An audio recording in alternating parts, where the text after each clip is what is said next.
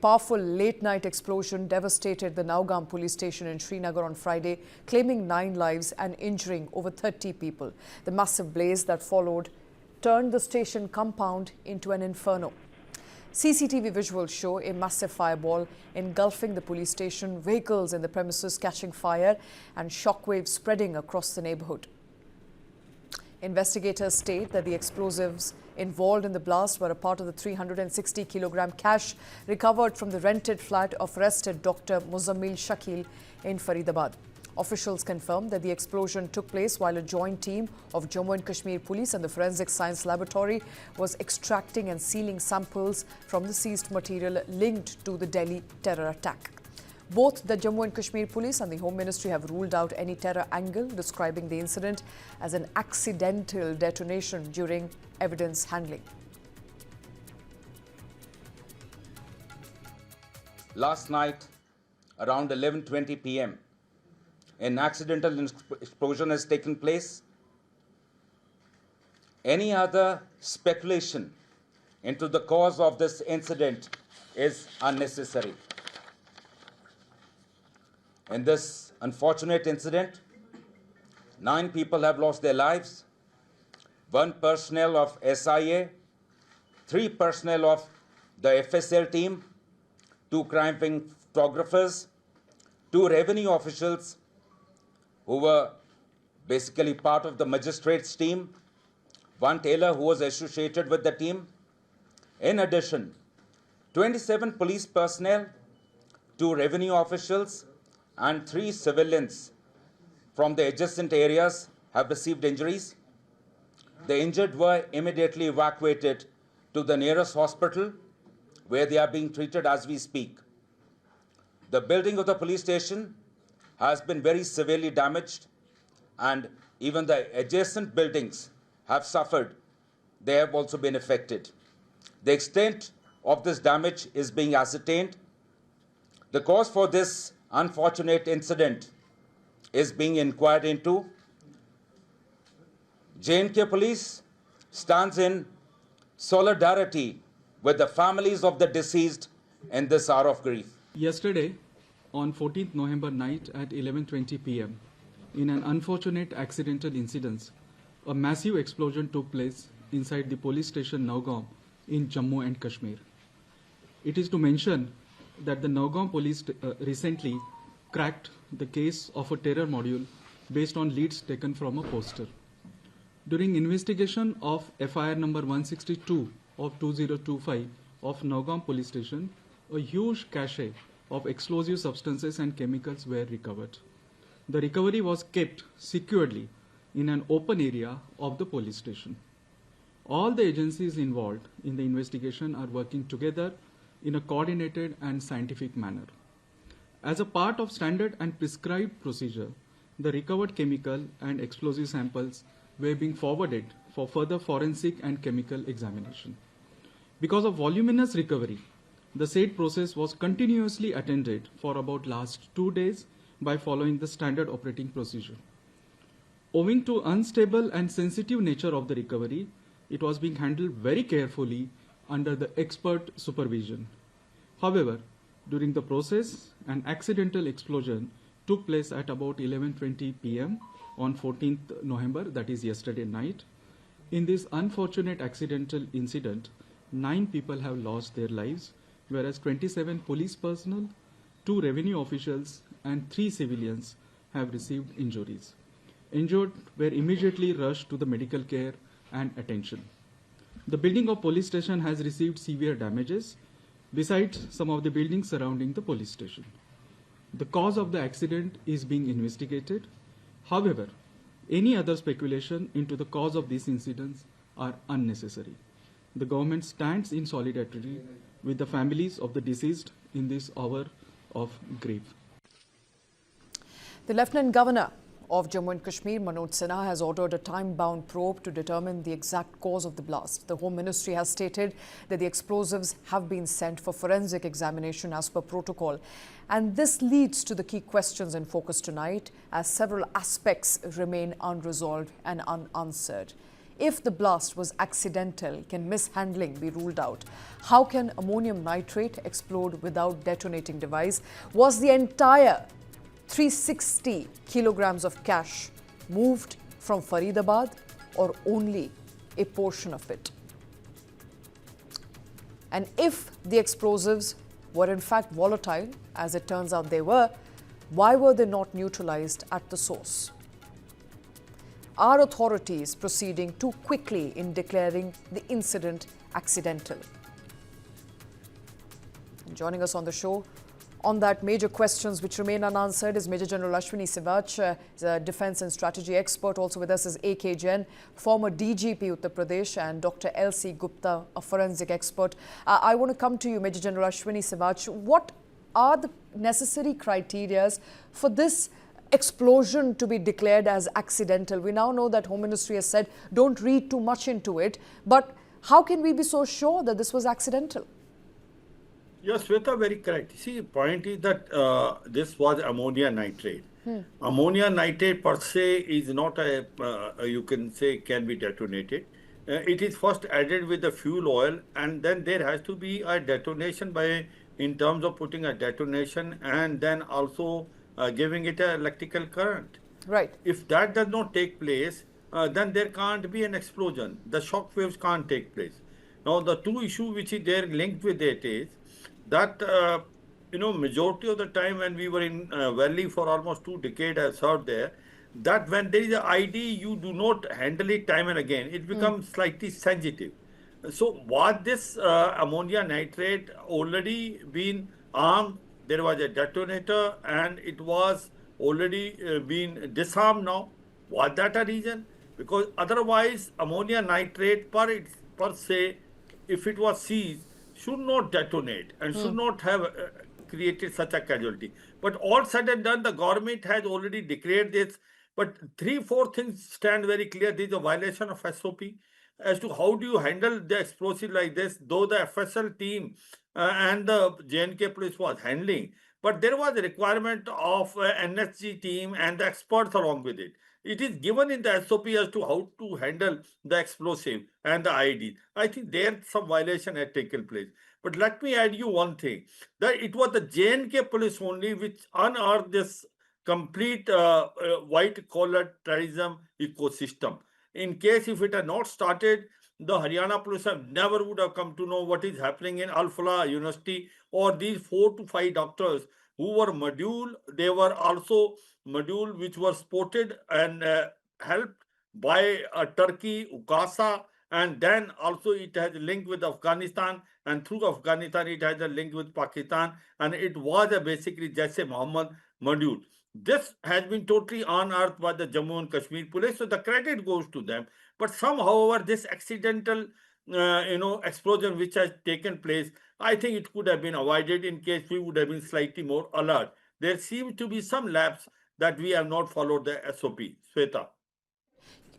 Dr. L.C. Gupta, the police were handling 360 kilograms of explosives when the blast occurred. What does it tell you about the risk profile, and was it necessary, in your opinion, to keep this at a police station? Sweta, this is fact. Already ammonium nitrate, which has been brought to the police station, has been exploded.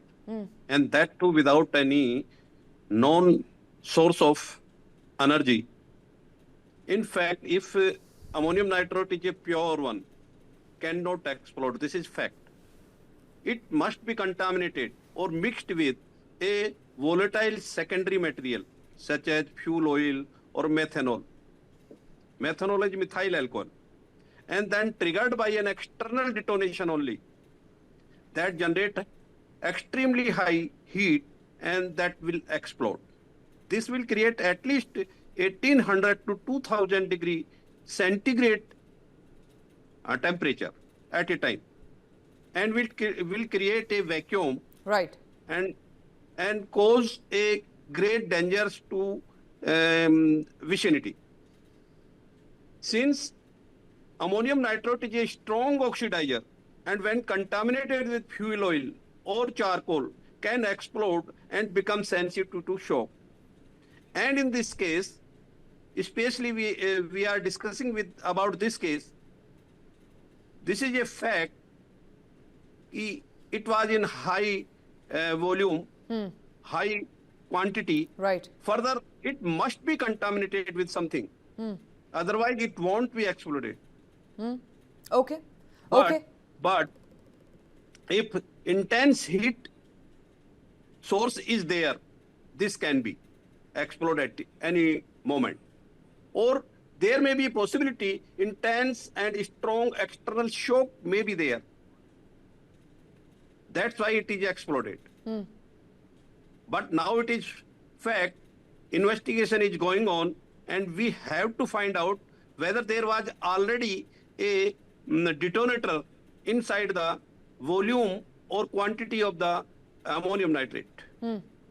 I think that, If that right. I think that leaves us with multiple questions then answered. And let me take a question to A.K. Jain, who's been waiting here on the show. A.K. Jain, sir, if this was a procedural lap, and it's a big if, we'll of course try and talk about what if it was not a procedural lap. But if it were to be a procedural lap, there's a big training gap we're looking as far as handling of explosives is concerned by the police machinery, by forensic experts.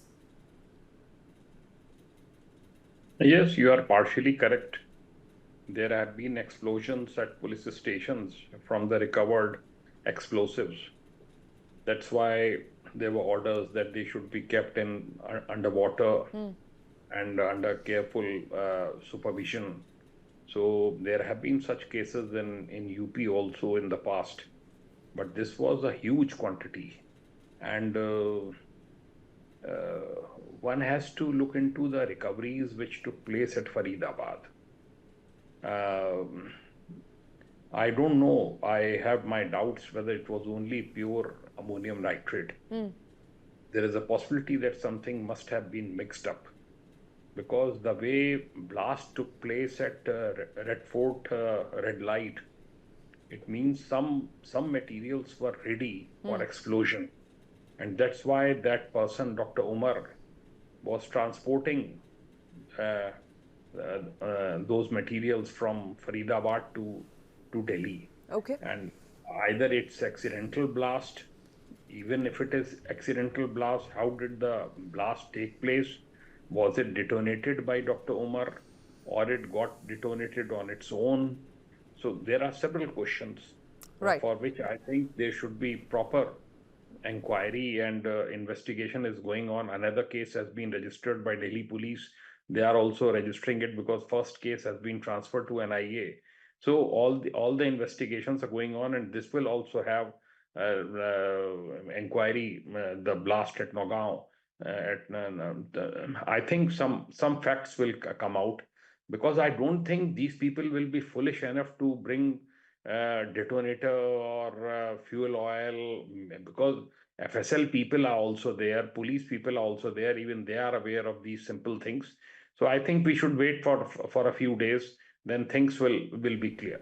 Okay, but in your opinion, Mr. Jain, what was the need for these explosives to be brought to Jammu and Kashmir? They were seized in Faridabad. What do you think led to these explosives being transported to Jammu and Kashmir? I don't know. I think there is a possibility that because they had seized, because they were leading the operation, then they must have requested Faridabad police that they would like to carry it. I don't know. This also needs inquiry, because generally such seized materials should be deposited at the local police station under whose jurisdiction the recovery takes place. All right. As I said, more questions than answers. Major General Ashwini Sivaj, assuming that, although MHA is stating very categorically, don't read too much into it, don't speculate at the moment, but assuming that this wasn't just accidental, that perhaps something triggered it, what in your opinion really happened here? It was ammonium nitrate. We do know it was ammonium nitrate, and as experts are pointing out, ammonium nitrate does not just explode on its own, which essentially means that there must have been a cause. Do you believe we're too premature to call it accidental? Uh, yes, with the one thing is there, the preliminary investigation already pointing out that it possibly is accidental explosion. Okay. Because see what happened is there no doubt ammonia nitrate per se, once it is in a pure form, it can burn like anything. It is not going to explode. It becomes only cocktail when it is mixed with something like fuel oil, and that also will not detonate until there is energy, there is a source for detonation, and for that you need a detonator. However, a detonator has to then given an energy by in terms of battery or electrical circuit. But at times there are sympathetic detonation which take place if you have a mine, and especially in the mine field, if one of the mine blast, then with the sympathetic detonation you'll find another mine also getting blast. Though that thing is not logical here, but certainly a sympathetic detonation can detonate a primed source. But in this case, that doesn't seem to be. Here, there is explosive which has been brought from Faridabad. This possibly is ammonia nitrate, but if it is not in the pure form, possibly it was then again mixed with this. But certainly the question is, what was the source of detonation? Where was the detonator? Where was the energy which was provided to be detonation? So there are number of questions which need to be answered. And I suppose the correct authority is the investigating team. So they have already Right. this into an investigation. I just say, but then one thing is that prima facie, it does not seem to be a case of an terrorist act. It possibly seemingly looks to be an accidental accident, and that's why the initial, statement which has been given either by the police or by the MHA is that it has been possibly mishandled or may not have understood key as to what should be the SOP. There may be some lacuna there. This does not seem to be a terrorist action. However, inquiry has been already ordered. Investigation will on. They will able to know certain what was the real cause of this detonation. Now, the second question which you were telling is that this was seized in Faridabad. And of course, the initially who is the one who taken out this, there seemingly looks to be some sort of a white collar terror ecosystem is the J&K police. But was it required to carry all the ammonia nitrate from Faridabad to J&K? That itself is also a question mark. Couldn't it have been handled there in the local police, and investigation could have been said? So these questions are unanswered because this will be only answered because this has not been seized in J&K. This has been seized in Faridabad. So there the Faridabad police should investigate it as to how things have happened. Absolutely. And taking it all the way from Faridabad to J&K itself is dangerous. Because you know what, I just give you example of 2-3 in Kashmir Valley since I was deployed there for 2 decades, and Right. there was IDs which we used to get it on the road. The moment we identify there is ID, then we disarm, but we do not carry it. We then put another detonator and blast it off. Because when you are handling ID, it becomes more sensitive and it can detonate. So that Absolutely. is the, That's a so fair therefore point. you have to be careful. There you have to Absolutely. be very careful. Sweta, so I only say that let's wait for the investigation to be carried out. Right, sir. They will able to go into detail, but certainly it is an unfortunate incident. We have lost a number of police men who are brave hearts, who have done extremely good job in a very tiring and testing period in Jammu and Kashmir. Absolutely. 9 lives lost, 32 people are injured, they are in hospital. And it's an important story because it tells you something to do with procedural lapses. It also raises questions as to why such amount of explosives, Dr. L.C. Gupta, were being transported. Major General Ashwini Sivaj pointed out that, you know, every time you discover an IED or you discover explosive devices, the chances of them exploding are so high, so you leave it be. You try to, ensure that you are able to successfully counter it in that very area. We've lost Dr. L.C. Gupta again, but in this case, it appears that we transported it all the way from Faridabad up to Nowgam in Jammu and Kashmir. What was the need to transport? And could there have been a bigger disaster had this happened on road while, such heavy amounts of explosives were being transported? I think that's the question we're also asking here. Gentlemen, stay with us because it's been a heart-wrenching day in Srinagar. As families bid their final goodbyes to those killed in Nowgam police station blast, a solemn wreath-laying ceremony was held this morning where Jammu and Kashmir Lieutenant Governor Manoj Sinha paid homage to the police personnel, government officials and the civilian who lost their lives. He also offered condolences to the grieving families. Among the victims was one officer from the State Investigating Agency, 3 members of the Forensic Science Laboratory, 2 crime scene photographer, 2 revenue officials who were a part of the magistrates team and a tailor working with the group. Why was the tailor there? That's another question. Chief Minister Omar Abdullah has announced compensation for the structural damage in the area along with support to the families of the deceased and the injured. My colleague Mehraj brings us this report. हम अभी श्रीनगर में स्थित police control room में हैं और आप देख सकते हैं कि किस तरीके से नौगाम में जो ब्लास्ट हुआ, एक्सीडेंटल ब्लास्ट था, जैसा कि डीजीपी ने कहा, उसमें मारे गए जो 9 लोग हैं उनमें से ज़्यादातर जो है वो पुलिसकर्मी है और राजस्व विभाग के 2 जो है अधिकारी भी शामिल है और एक स्थानीय टेलर जो है।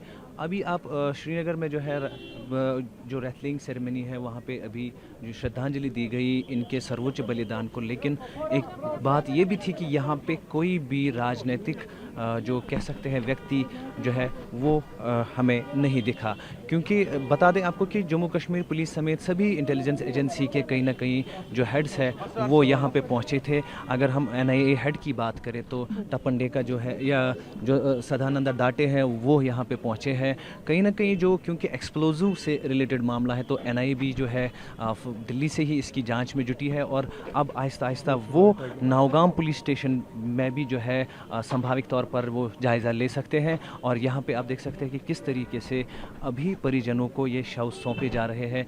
पुलिसकर्मियों के शव ही है और कहा जा सकता है कि इनके सर्वोच्च बलिदान को यहाँ पे उपराज्यपाल मनोज सिन्हा ने भी जहाँ नमन किया, लेकिन वहीं पे दुखद बात ये थी कि राजनीतिक किसी भी जो ग्रुप है उनसे यहाँ पे हमें कोई भी ना तो कार्यकर्ता ना तो कोई बड़ा फिगर जो है वो हमें यहाँ मिला, लेकिन जो पुलिस और बाकी सुरक्षा एजेंसियों के सभी हेड्स थे वो यहाँ पे मौजूद थे और इन जवानों के सर्वोच्च बलिदान को नमन किया। All right. You know, that of course is the latest as far as the Nowgam blast is concerned, and with me is Major General Ashwini Sivach. Also with us is AK Jain, DGP, former DGP of UP Police, Dr. LC Gupta, who's a forensic expert. We'll try and get Dr. LC Gupta back. But meanwhile, Mr. Jain, we are now given to understand that the blast happened when there was a forensic investigation underway. There was a sampling underway. That's what MHA has also come out and said, that in the process of sampling is when the blast took place. Why was the forensic sampling happening at a police station? I think that's also an important question. Why was it not happening in a controlled bunker or perhaps in a remote site? No, generally you don't have bunkers. That's a very ideal situation. It is not like that in at police stations, as DGP made it clear. It was kept in open.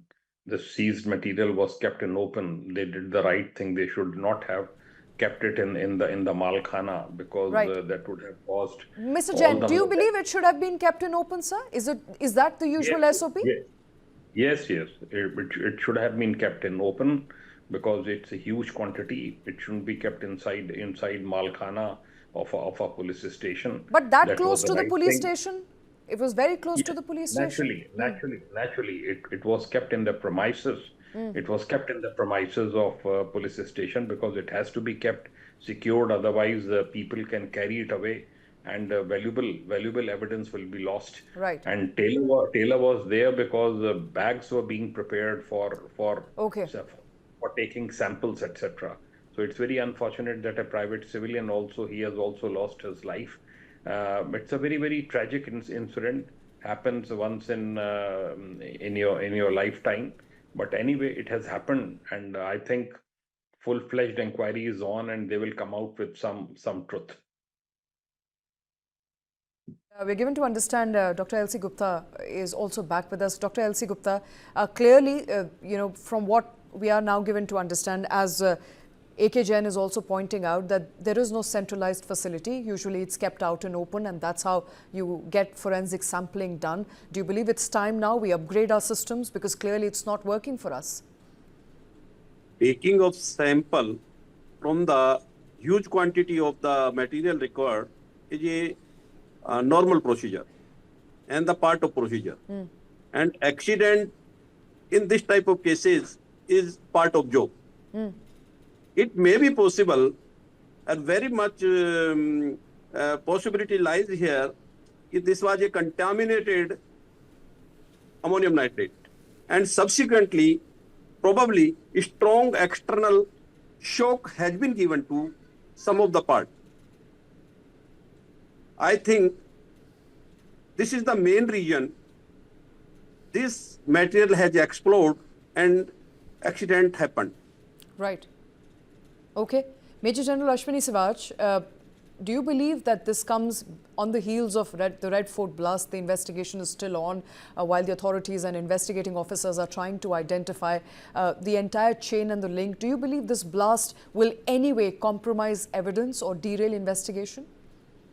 No, Sweta, no, not at all. I don't think so, because there, we have to go all out, because a new threat of terrorism has now emerged. Because this white-collar terror ecosystem is quite new, though of course it was there in bits and pieces.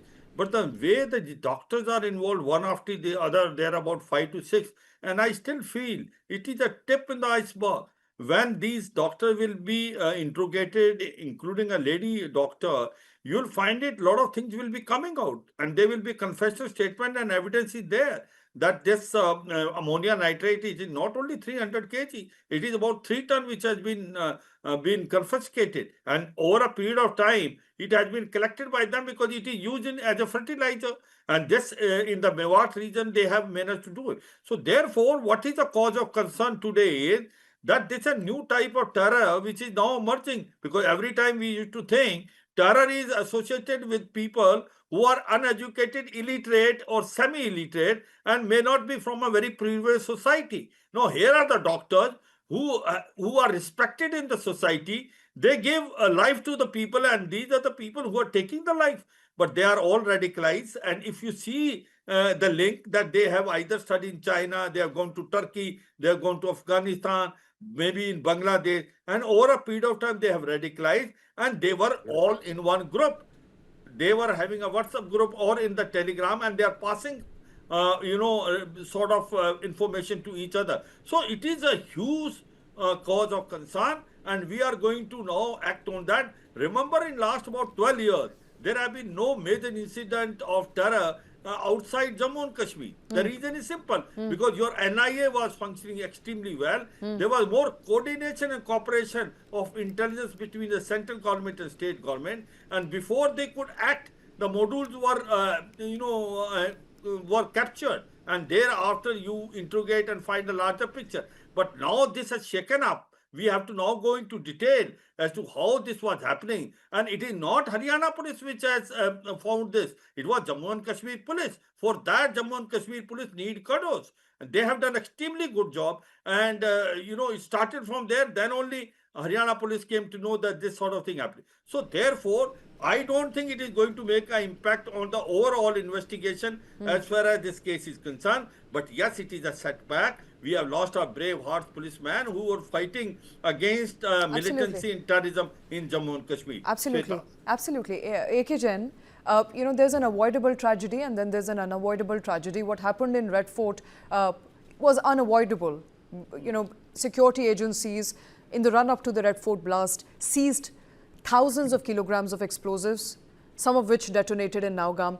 Nowgam tragedy could have been avoided had there been proper procedures followed, if the standard operating procedure was in place, and perhaps more safety and security was ensured in handling of the material if it was accidental. In your suggestion, in your opinion of years in service, what structural changes would it require for such lives to be saved, lives that could have been saved if an SOP was in place or if it was followed? This explosive experts will decide. They will frame new SOP. It should be framed and circulated to police forces throughout the country.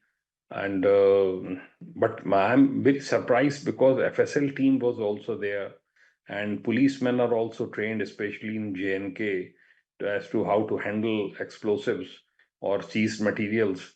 Let us wait for a few days. I think some shocking revelations will be there, and after that, naturally, SOPs will be prepared, fresh SOPs will be prepared. They will try to find out as to what went wrong at the police station, what were the lapses, and how to remove those lapses. That should be taken up.